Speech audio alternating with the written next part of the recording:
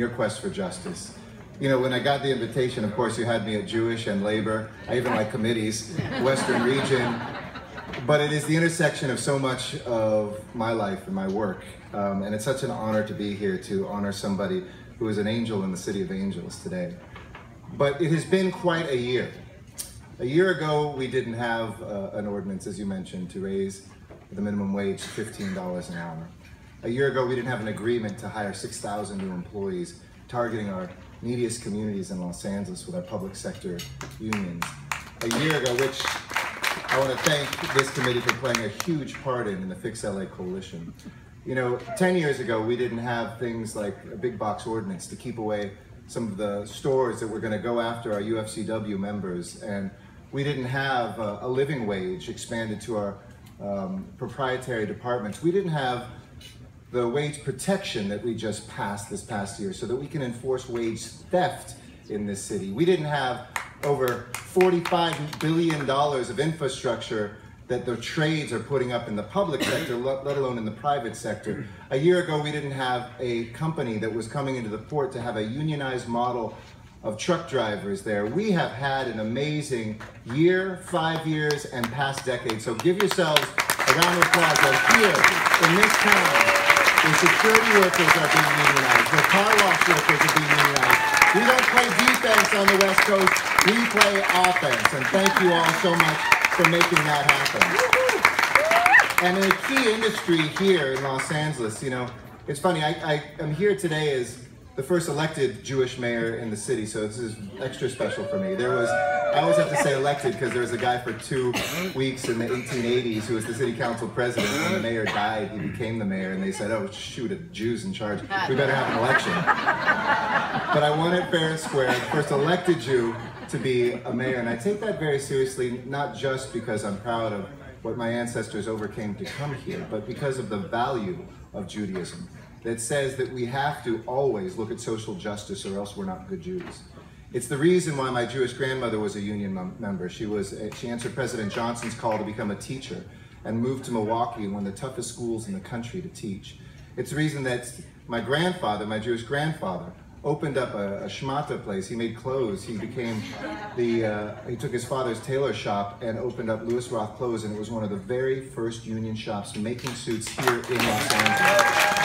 In the building that's now right next door to where the Palm is downtown, that was his old factory. So I visited that as a youth. And my Mexican side, both my grandparents were UFCW members, a barber and a meat packer who tried to put together just enough money to push their family forward. So to be here today, you know, some of my grandfathers, the tailor, his customers came from, well, where are we right now? Hollywood, the industry.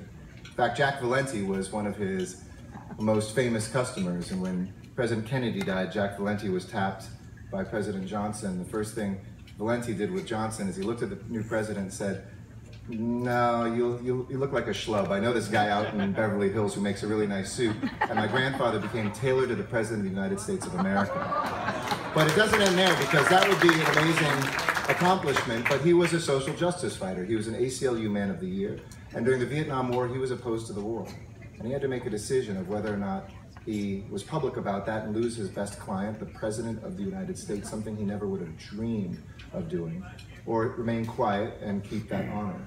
It wasn't a question for Harry Roth, my grandfather. He took out a full-page ad in the New York Times telling President Johnson to withdraw from Vietnam, not to run for re-election, and if he did so, he and my grandmother would pay him $10,000. Well, he didn't have to pay him $10,000, but he stood up, and I was raised with that story that you never give up on your principles. And here in Hollywood, we kind of gave up on the industry. For too long, we just assumed people would be here because it was born here. And it doesn't work that way. It required hard work. And SAG-AFTRA, together with the Teamsters and all the IATSE locals, came together with a coalition that I was happy to lead with the mayors to say to this legislature and to our governor who did the right thing, and I thank them and praise them, to expand our California film tax credits. And already it's brought $3 billion of filming back. They wouldn't have been here. That couldn't have happened without my union. But today, this award, the Eleanor Glenn Leadership Award, is being given to somebody who is a friend of mine. Somebody who I'm proud to have fought alongside with for the good things. And in a changing industry, because I think a lot of people look at actors as not real workers, they work as hard as anybody. Trust me, I know. Actors are the ones who go out there, they do the work throughout this city in jobs while they're waiting for the next audition. They travel, they get separated from their families, they wait around for that one moment when they might get a line, get their union membership, become a SAG-AFTRA member. And in this changing environment, when things are moving to the web and when there's video games and voiceovers, there's one woman who's leading a union to make sure that those workers are not forgotten. She played the smart, no-nonsense Andrea Zuckerman on Beverly Hills 90210. We loved her. And recently, I mean, you can go through all the amazing credits she has as an actor. On Code Black most recently, she is somebody who has owned television, movies, and is respected by her peers, first and foremost as an artist, but also as an activist, that rare combination. She's working hard behind the scenes to improve the lives of more than 80,000 Angelenos who are her members. And I just gotta say, I'm still proud to be a union member, and here's my SAG-AFTRA card. So it gives me great joy to thank Gabrielle Carteris for all the work she is doing, and to present this award to her. Please welcome our award recipient for the Eleanor Glenn Leadership Award, my president, Gabrielle Carteris.